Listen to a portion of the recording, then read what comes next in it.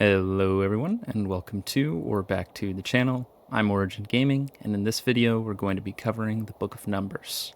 Beginning with Chapter 1, we see a census of Israel's warriors. Each of the 12 tribes, with the exception of the Levites, who do not go to war, as they instead have priestly duties, put forward their able-bodied men as soldiers, in case the need for conflict arises. While the exact number of soldiers from each tribe is not all that important, what is notable is the tribe that has the least number of soldiers put forward, which is that of Manasseh, and the tribe with the most soldiers, which is Judah.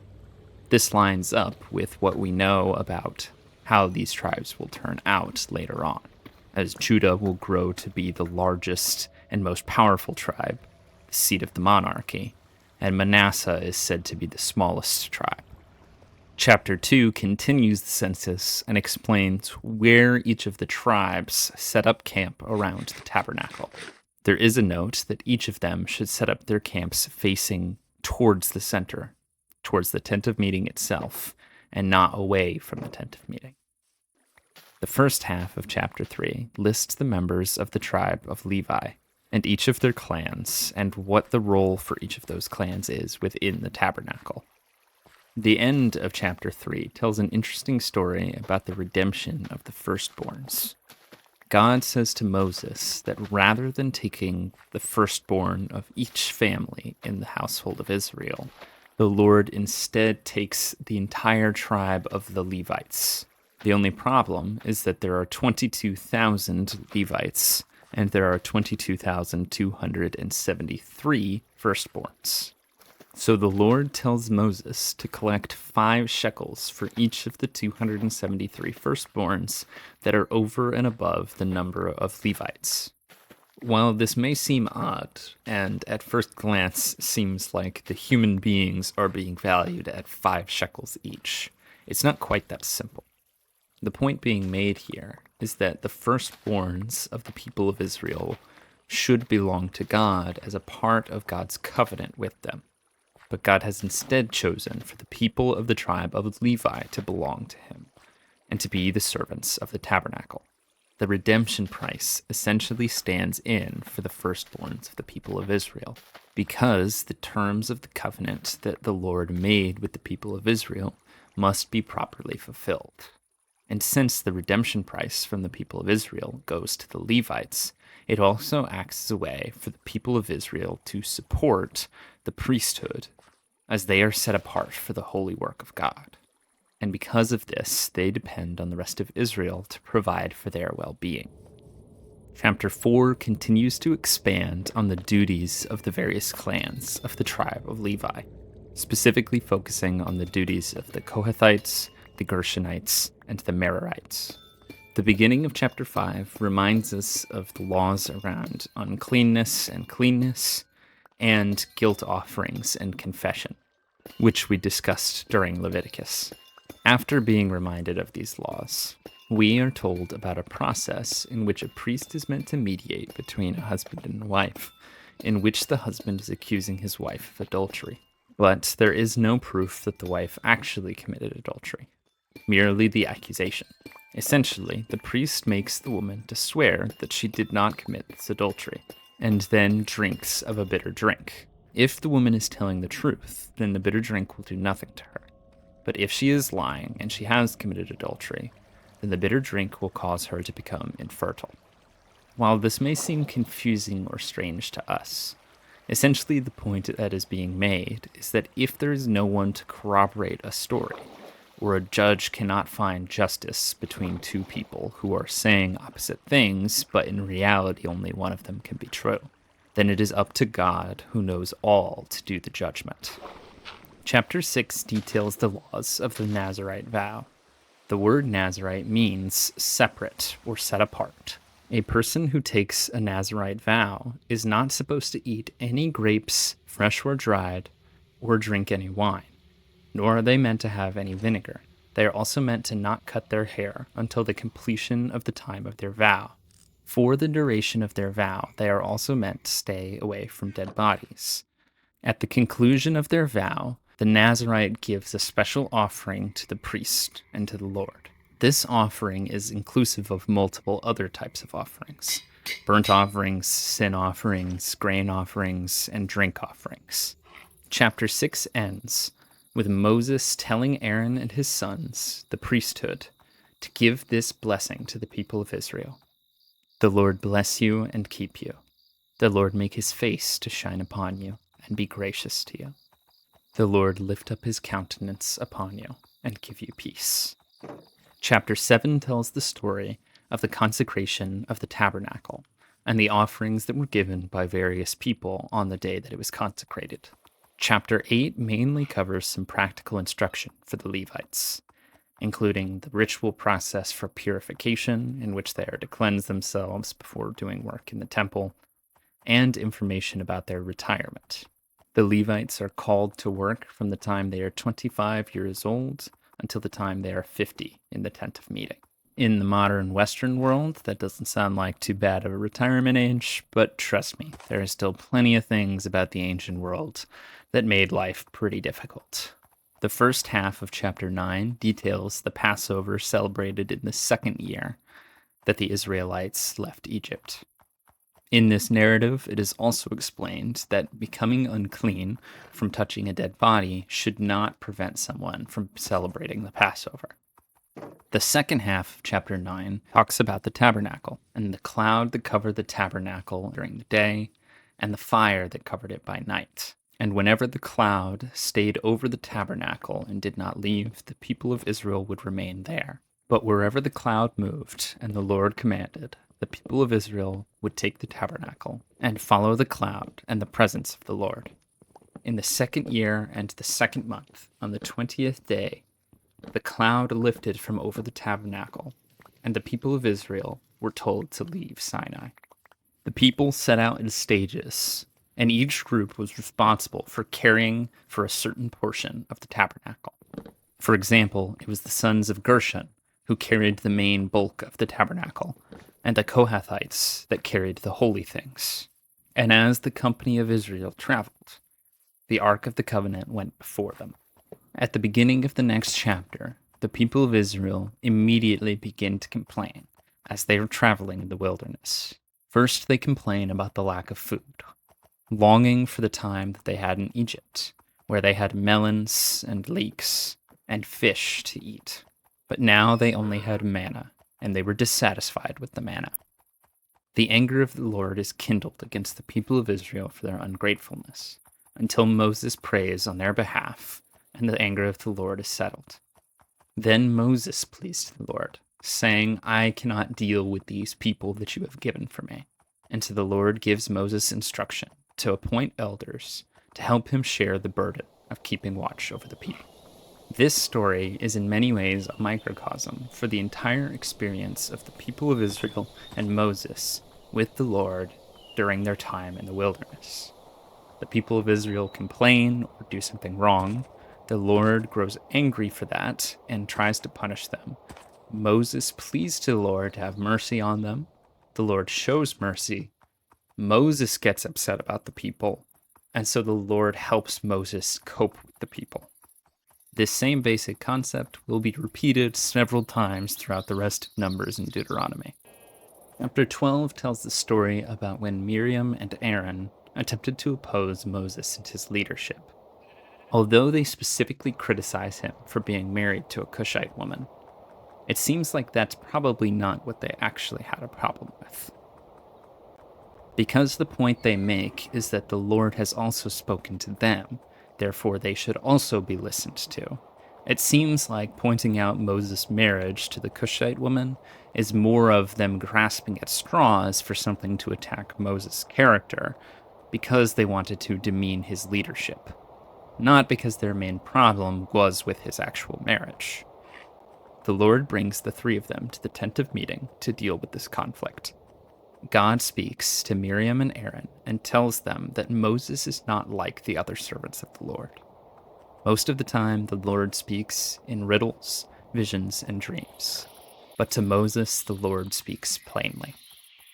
After this interaction, Miriam is punished with 7 days of leprosy. Aaron is not punished with leprosy, but we are also told that Aaron immediately seeks forgiveness for this action and says that they have done foolishly and sinned. We are not told what Miriam's response to this is, but because she was punished and Aaron was not, and they are both said to have participated in speaking out against Moses, the story seems to imply that Miriam was not repentant while Aaron was. Either way, the people of Israel remained where they were for the next 7 days while Miriam was shut outside the camp. And when she was ready to be brought back in, they set out from Hazeroth and camped in the wilderness of Paran. In chapter 13, the Lord speaks to Moses, telling him to send out men to the land of Canaan to spy on the land and report back on what they find. When the spies returned to the people of Israel after 40 days, they told the people that the land was flowing with milk and honey and had great fruit. But they also warned that the land was full of enemies. Only Caleb suggested that they go up at once and occupy the land, for with the strength of the Lord they will be able to overcome it. But the other spies said, "No, we must not go up, because that is a land that devours its inhabitants." And the enemies they saw were of great height, descendants of the Nephilim, so tall that they made themselves look like grasshoppers. In chapter 14, we see the reaction of the people of Israel. The whole congregation cries out and proclaims that they wish they would have either died in Egypt or at least somewhere out here in the wilderness, because it would be better than dying by the sword in Canaan. Only Joshua and Caleb had the bravery to step forward and go into the land of Canaan as God commanded. Just like the pattern I pointed out before, after the people complain, the Lord grows angry, but Moses intercedes on behalf of the people. Though the Lord relents and shows mercy to the people despite their disobedience, God still says that none of the people of this generation will get to actually enter the land that was promised to their descendants. The only exceptions being Joshua and Caleb, the only 2 faithful spies that went into the land and were brave, knowing that the Lord would provide for them. At the end of the chapter, some of the people go out and get into a fight, expecting that God will still protect them, even though Moses warned them that they were going without the protection of the Lord, and they were defeated by the Amalekites and the Canaanites that lived in the hill country. Chapter 15 acts as a break in the narrative structure to give some more laws about sacrifices, unintentional sins, Sabbath breaking, and tassels to put on your garments to remember the commandments of God. Chapter 16 tells the story of Korah's rebellion. Korah, a Kohathite of the tribe of Levi, gathered together dissenters of his own tribe and the tribe of Reuben. They assembled themselves together against Moses and Aaron, saying they had gone too far, and calling into question their leadership and their favor with the Lord.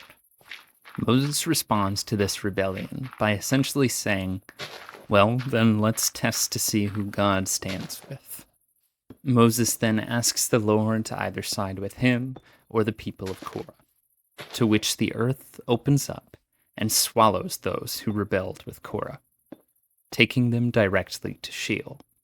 Now, I don't want to spend too much time getting into the concept of Sheol now, as I plan to cover it more deeply in a future video. But for now, just understand that the basic concept is that the Lord provided a unique and clear sign of judgment on those rebelling against Moses. In chapter 17, the Lord speaks to Moses and tells him to gather staffs from each of the 12 tribes of Israel and have them put into the tent of meeting. God then causes Aaron's staff of the tribe of Levi to bud while the rest of the staffs remain normal, proving once again to the congregation that the Lord sides with Moses and with Aaron, and that it is Aaron's sons that will form the priesthood. Chapter 18 goes on to list some of the duties of the priests and the Levites.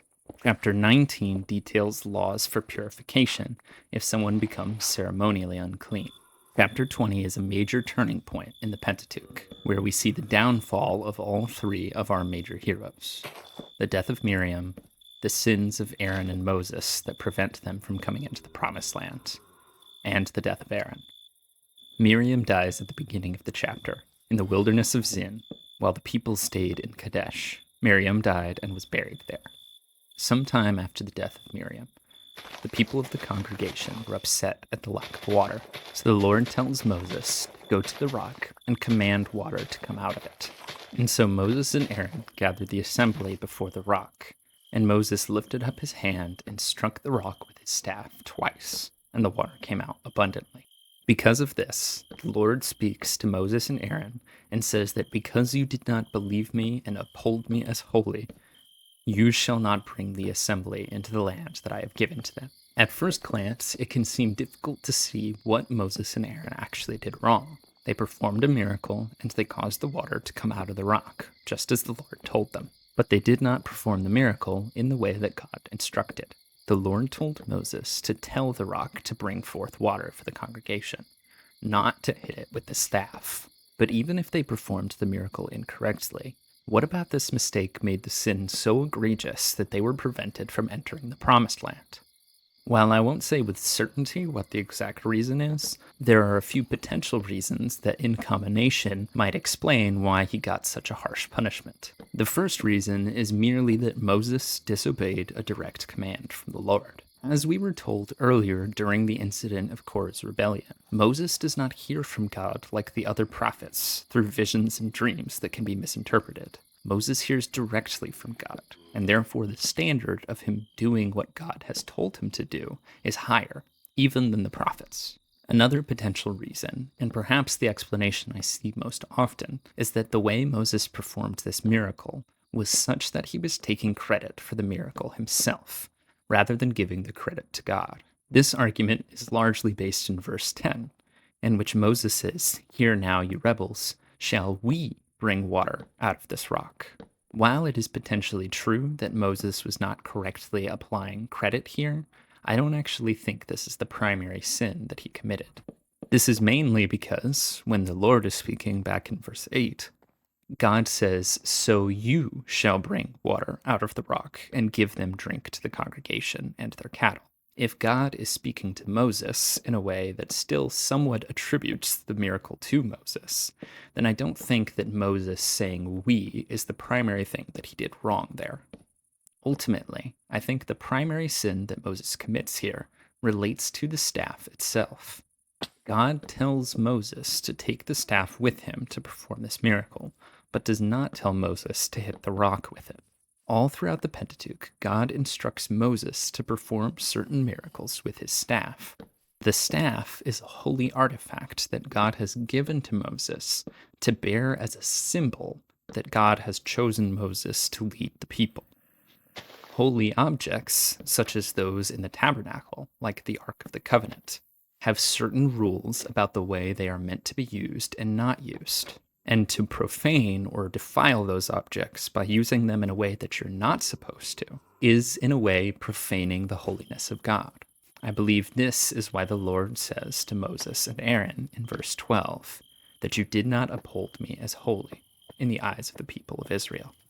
Essentially, Moses did not just disobey the Lord, but he did so in a way that directly profaned a holy object that was given to him to bear as a symbol that he was chosen by God to lead the people, profaning a holy object, and in that way profaning the holiness of the Lord before the whole congregation. But whatever the reason may be, this moment is the downfall of Moses, and the reason that he is not allowed to enter the promised land himself. After the sin at Meribah, the people of Israel continue on, but they are stopped at the edge of the land of Edom, who does not allow them through. Sometime after that, we are told that Aaron dies there at the edge of the land of Edom, and that the whole people mourn for him for 30 days. After a fairly disastrous part of the story in chapter 20, chapter 21 lists several of Israel's victories. They defeat Arad, the Canaanite king of Negeb, King Sihon, leader of the Amorites, and King Og of Bashan. While this is a chapter in which Israel mostly does what it's supposed to, there is still the incident of the bronze serpent. While the people were attempting to go the long way around by the Red Sea and avoid Edom, The people grew impatient and once again complained about the lack of food and water. Because of this, the Lord sends serpents against the people, to which they recognize their mistake and ask for mercy from the Lord.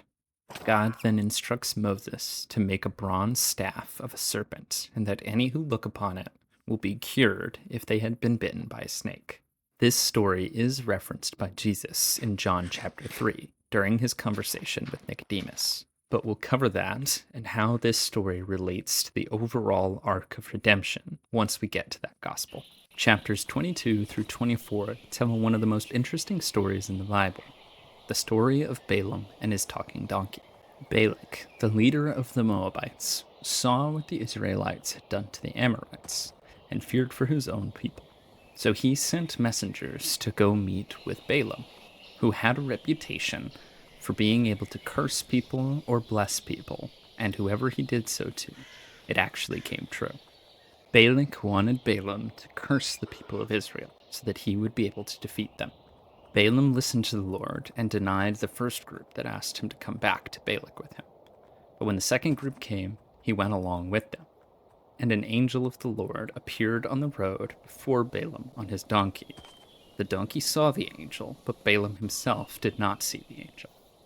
3 times the donkey attempted to avoid the angel of the Lord by veering off to the side, and on the final time by simply laying down and not moving forward.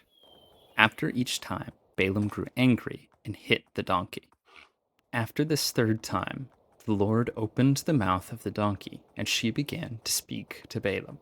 The donkey reminds Balaam that she is the same animal that he has ridden upon his whole life, and that she has never treated him poorly, implying that if she is going the wrong way now, there must be a reason for it.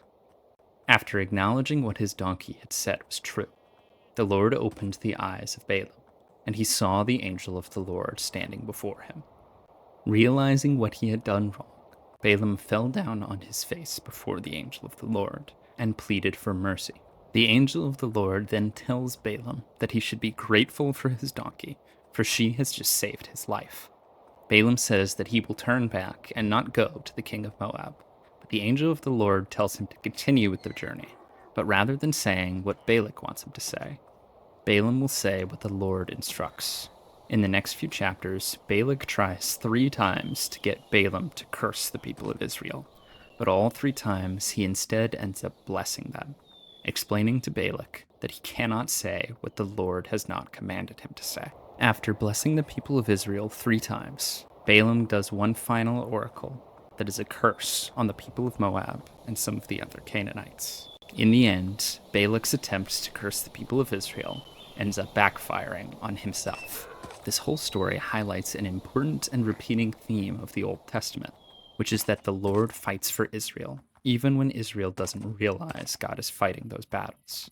Moses and the other people of Israel have no idea that the king of Moab is attempting to curse them, and yet God uses this mysterious prophet Balaam to bless the people of Israel and to prepare their way as they come to the promised land. In chapter 25, we find the people of Israel committing adultery with the daughters of Moab and sacrificing to their gods as well.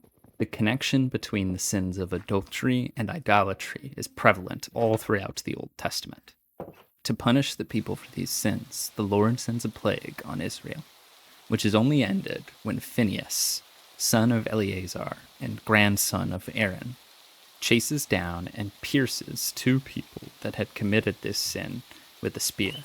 In chapter 26, after the plague was resolved, Moses and Eleazar took a new census and found that none except Moses, Joshua, and Caleb were still alive from the generation that had left from Egypt, and only Joshua and Caleb would go on to see the promised land. The first half of chapter 27 addresses a question as to what happens to the inheritance of someone if they die and they have no sons. This question comes up because the daughters of Zelophehad come to Moses and say that their inheritance has been given to their uncles when it should belong to them. Moses brings this case before the Lord, and God confirms that the inheritance does belong to the daughters. The second half of chapter 27 explains that it will be Joshua that succeeds Moses, and that he will lead the people of Israel into the Promised Land. Chapters 28 and 29 give some more details about various types of offerings, including various offerings for feast days, such as the Passover and the Feast of Weeks. Chapter 30 gives instructions concerning vows taken by both men and women. If a man vows to do something, then he shall not break his word. And in most cases, if a woman vows to do something, she is not to break her word either. However, if her father or her husband attempts to nullify that vow, she no longer bears responsibility for it. And if her father or her husband learns of her vow and decides not to do anything about it, but then later on prevents her from keeping her vow, then they will bear responsibility for the broken vow.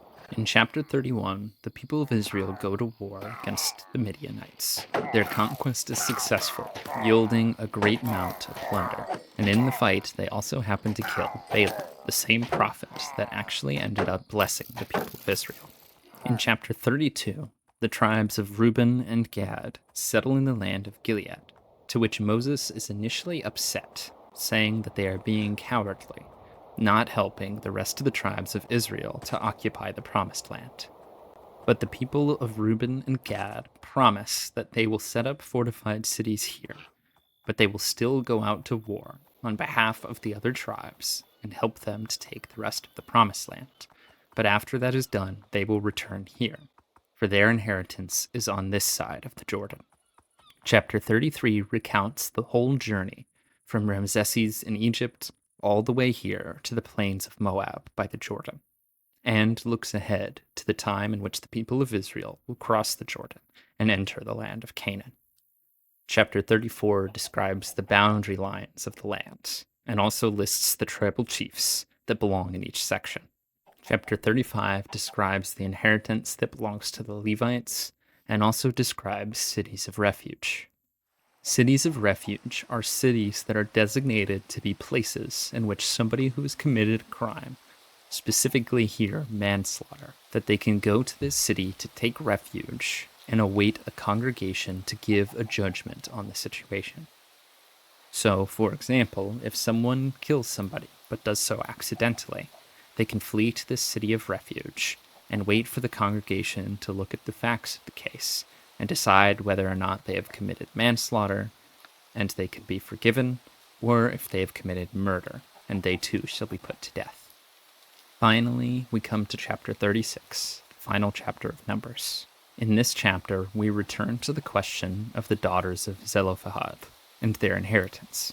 The brothers of Zelophehad, who had the inheritance taken for them to be given to the daughters, complain that if the daughters marry someone outside of their tribe, then the inheritance will leave their tribe's lineage and go to that other tribe instead. Moses agrees that this is a problem, so he tells the daughters of Zelophehad that they can marry whoever they wish, but it must be within the tribe of their father, the tribe of Manasseh.